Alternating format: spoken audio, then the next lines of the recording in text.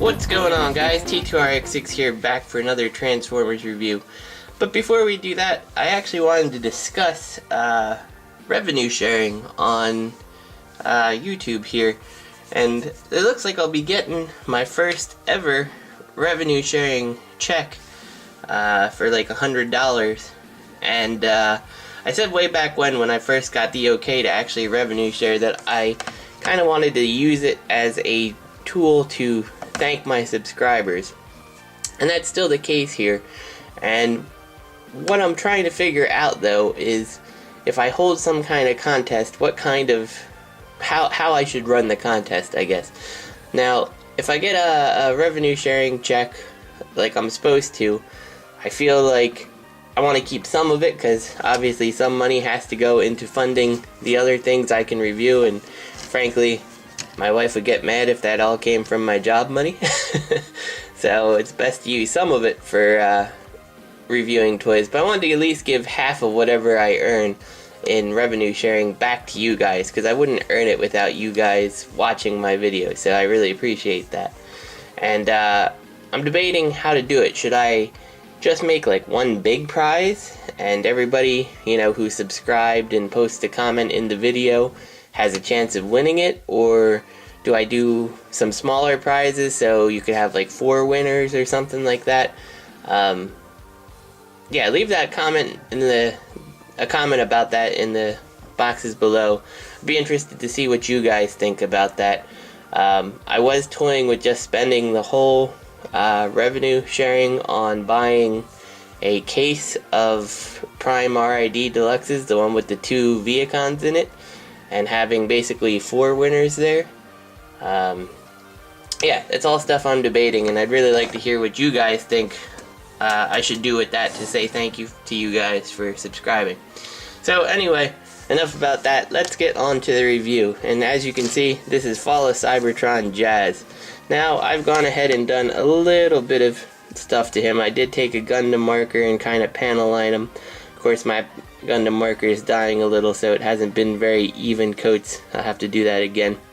I did give him some blue headlights just to pick it out from that dark blue plastic a little, and then gave him some tail lights because they're obviously molded there.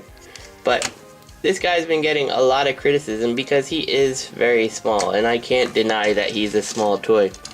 Here is the Scout-sized wind charger for comparison, and you can just see the sizes. They're, you know, fairly close in terms of overall size there. But, you know, Jazz is still bigger. It does suck. I hope Hasbro's not gonna tend to this and we just keep getting these really small toys, but, you know, I'm a Transformers fan. I'm gonna have to deal with it as much as I don't like it. We'll see what happens. My biggest concern is going to be if Classics, like a Trailbreaker, comes out and he's small like this compared to the other deluxes. I'll be disappointed. Now, if they make him a Voyager, that may solve the whole problem. Who knows? But this is Jazz, and might as well keep going with him. He's a pretty cool incarnation of his War for Cybertron mode, and presumably his Fall of Cybertron car mode. It's always one of my favorite ones to play as in the multiplayer, to be honest. And I like this mode. It looks pretty nice. Alright, so let's get this guy to his robot mode here. And we'll start by just kind of flipping his arms around here. And we don't want to put him all the way forward yet, but just flip him around. And what you need to do first, and this is important, is take this little assembly and unpeg it from here. Now, I've heard reports of this tab breaking for a lot of people, so be really careful with that. And it's important you do that because the next step, most sure, is going to be the one that really works to break this tab if you're not careful. So once that's free, you're going to go and untab that, and you can see it just took a kind of a turn on there, and that's going to put a lot of stress on that tab. So once you have that, turn your wheels out, and then you can fold it forward like that. And let's raise this a little and pull the camera back to make my job a little easier. Again, turn it, pull that out, flip everything, and lock it in together. For the next part, we'll take his feet, just bring them all the way down, and rotate his feet around. And one of the complaints people have with this guy is that he doesn't have many metal interlocking joints, and it's true, he doesn't. But he actually is pretty solid with all things considered. So, I don't mind him as much as a lot of people, it seems. From here, you're going to kind of bring, this is kind of tough to show, because everything is like this for the most part.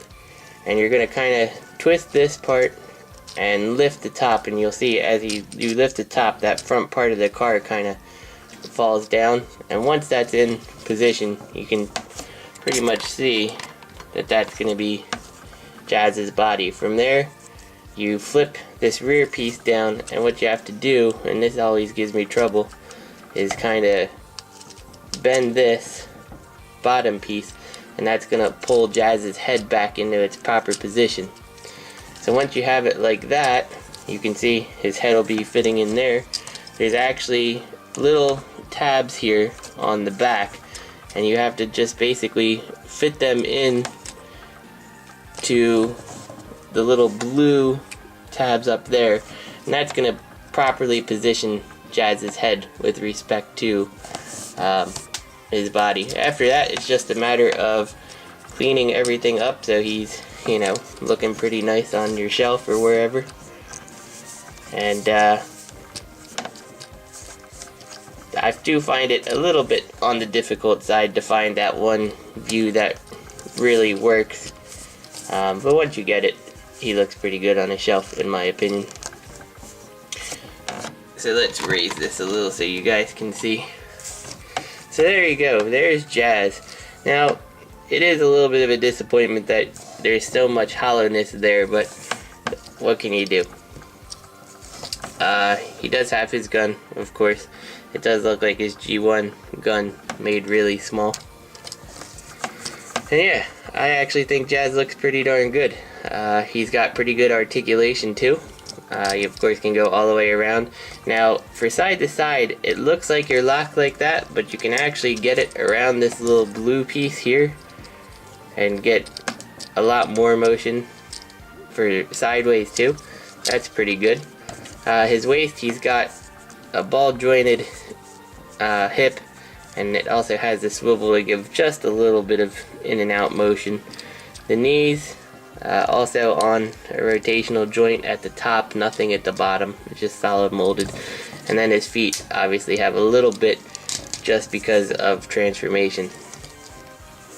The head is on a ball joint, but just by the sculpting of his head, it is going to keep him from going back. Now, the one thing I guess that disappoints me a little bit about this guy, other than his size, is his light piping. He has light piping, but it just looks like dead eyes. But if I were to take this, you can actually see he does have some pretty decent light piping. It just in most cases is never going to show. So I'm really tempted to just kind of paint his visor a light blue like I did the lights here, just because I think it would make it look better. And ultimately, I may decide to do that. So, yeah, that's pretty much Jazz. There's not too much more to say about him. I think he's a fun figure personally. I do wish he was a little bit larger, but I still enjoy him. And since Jazz is one of my favorites, he's definitely earned a place in this house. So, this is T2RX6. I hope you guys enjoyed the review. Remember to leave some comments about how you guys think I should run a contest, and I'll see you next week.